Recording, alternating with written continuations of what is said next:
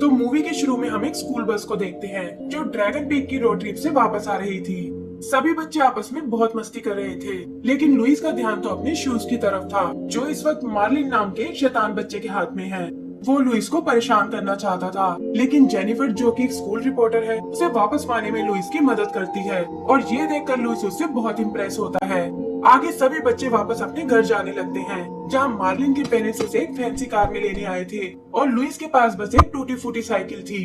Principal उसे घर तक छोड़ने को बोलता है, लेकिन लुइस कहता है कि वो बिल्कुल ठीक है और फिर अपने घर की ओर निकल जाता है। एक आइसक्रीम वाला उसे देखकर बोलता है कि तुम्हारी साइकिल तो एकदम स्क्रैप बन चुकी है, जिस पर लुइस कहता है कि कल मेरा बर्थडे है और मेरे डैड मुझे एक नई साइकिल दिलाने वाले हैं।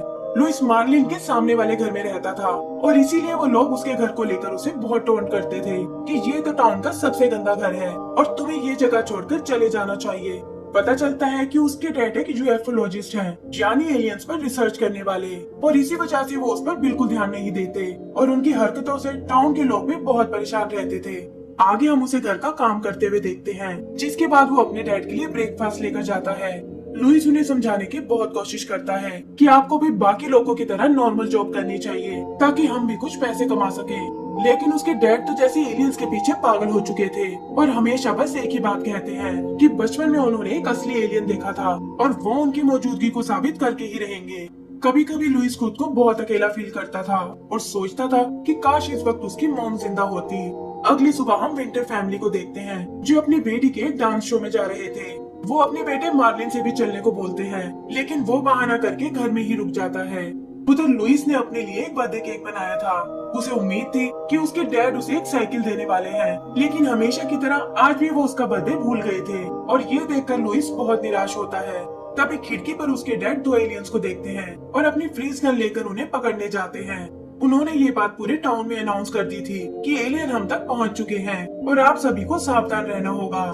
लेकिन फिर पता चलता है कि वो तो पास ही के दो शैतान बच्चे थे और ये देखकर लोगों को उसके डैड पर बहुत गुस्सा आता है कि तुम्हारे पागलपन की हरकतें बढ़ती ही जा रही हैं। फिर अचानक जूम आउट होकर हम स्पेस में आते हैं, जहाँ अर्थ के पास ही एलियंस का एक मदरशिप गुजर रहा था। मोग नाम का एलियन देखता है कि उनका टीवी अर्थ के चैनल्स को कैच कर रहा है और वो ये अपने फ्रेंड्स बाबो और नैक को बताता है।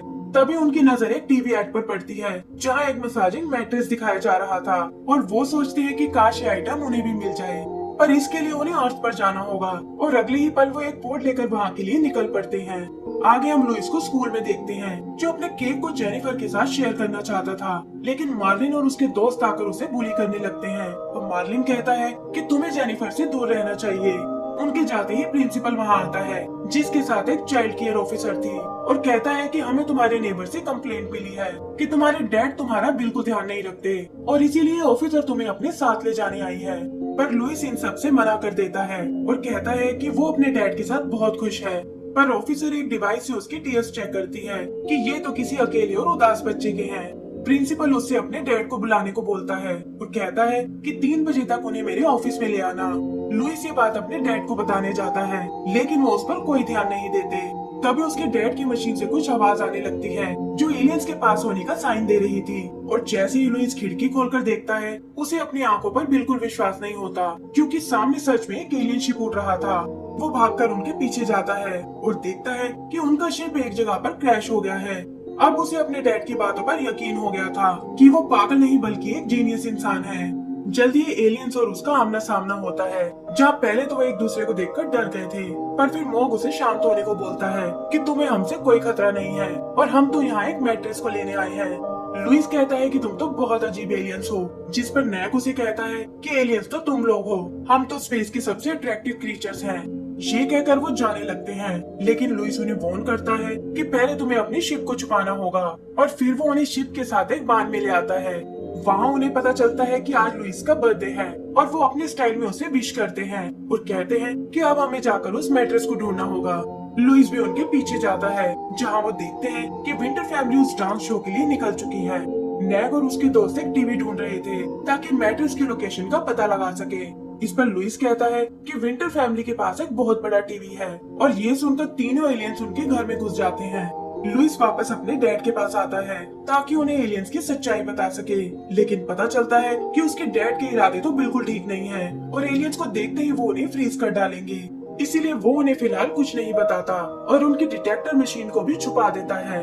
तभी उसके प्रिंसिपल का फोन आता है जो ऑफिस में उनका वेट कर रहे थे और अब वो चाइल्ड ऑफिसर को लेकर उनके घर आ रहे हैं।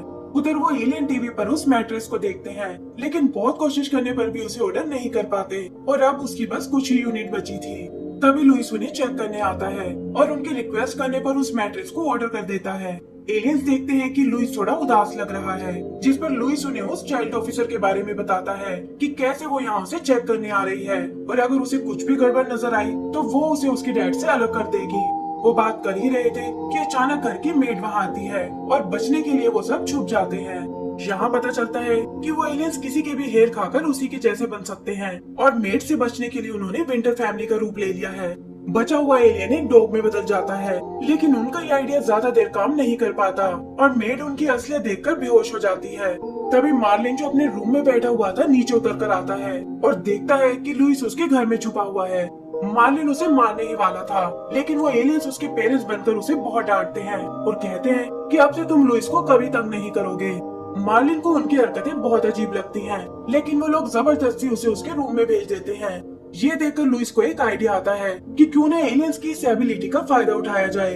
ये सोचकर वो अपने डैड के कुछ बाल निकालता है और उधर एलियंस उनकी नेम प्लेट को विंटर फैमिली के घर लगा देते हैं।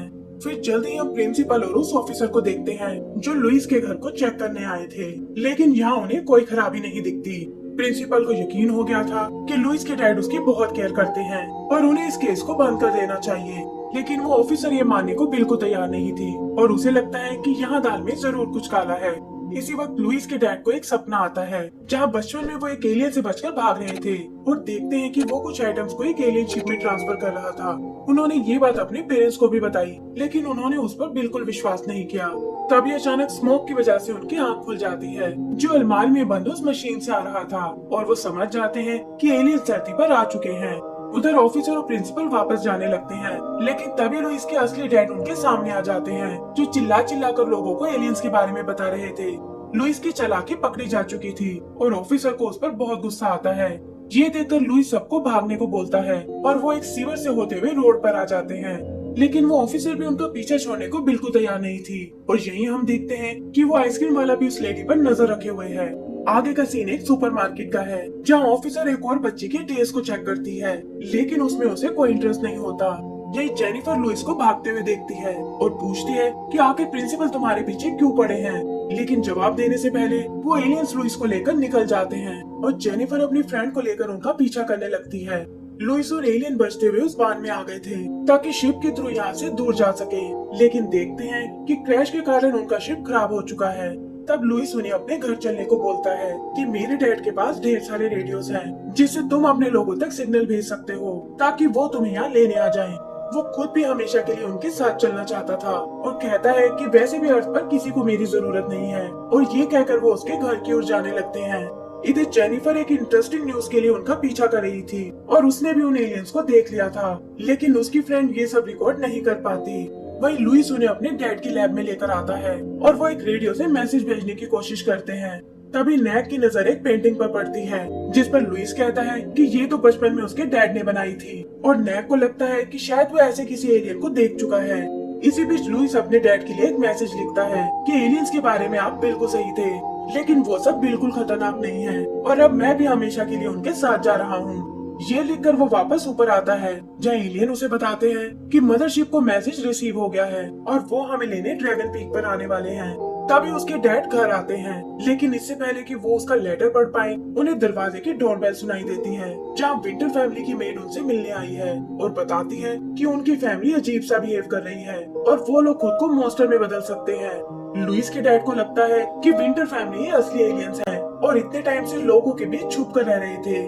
वही लुइस और एलियंस ड्रैगन पीक जाने की सोचते हैं, लेकिन कार को ड्राइव नहीं कर पाते। तब वो रूह बदलकर मार्लिन के पास जाते हैं और कहते हैं कि हमने अभी अभी एक आउटिंग प्लान की है और तुम्हें गाड़ी चलाकर हमें ड्रैगन पीक ले जाना होगा। मार्लिन देखता है कि लुइस भी उनके साथ है, लेकिन अपने पेरेंट्स के आगे उसकी एक नहीं चलती और वो लोग ड्रैगन पीक के लिए निकल पड़ते हैं। मार्लिन के पेरेंट्स भी शो से वापस आ गए थे और देखते हैं कि घर की हालत बहुत खराब है। तभी लुइस के डैड वहाँ आते हैं जिनके साथ ढेर सारे लोग थे और कहते हैं कि विंटर फैमिली ही असली एलियंस हैं और मैं इनका असली रूप सबके सामने ले आऊंगा। लेकिन बहुत कोशिश करने पर भी कुछ नहीं बदलता और लोग एक बार फिर उसे पागल समझकर वापस चले जाते हैं। तभी प्रिंसिपल आकर लुइस के बारे में पूछता है, जिस पर एक पड़ोसी उन्हें बताता है कि मैंने अभी भी उसे विंटर फैमिली के साथ जाते देखा है। वो समझ जाते हैं कि असली एलियंस लुइस के साथ हैं और मार्लिन को भी उन्होंने ही किडनैप किया है, लेकिन गाड़ी पंक्चर होने के कारण वो फिलहाल उनके पीछे नहीं जा सकते। तभी लुइस का ऑर्डर किया हुआ मैट्रेस वहाँ आता है और ऑफिसर कहती है कि ड्रैगन पीक तक हम इस वैन में जाएंगे। ये लुइस के डैड उसका लेटर पढ़ते हैं और उन्हें महसूस होता है कि मेरी वजह से वो खुद को कितना अकेला फील करता है।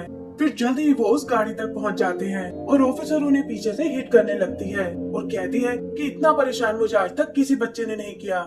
लेकिन तभी सामने एक ट्रक आ जाता है और उससे बचने के चक्कर में वैन क्रैश हो जाती है। उधर लुइस देखता है कि जेनिफर भी छुपकर उनके साथ आ गई है और बातों ही बातों में मार्लिन को सब बता देती है। मार्लिन उन एलियंस को देखकर बहुत डर गया था, लेकिन लुइस उसे समझाता है कि ये हमें कोई नुकसान नहीं पहुंचाएंगे। फिर जल्द ही वो लोग पीक पर आते हैं, जहां लुइस कहता है कि वो हमेशा के लिए इनके साथ जा रहा है और ये सुनकर जेनिफर को बहुत दुख होता है।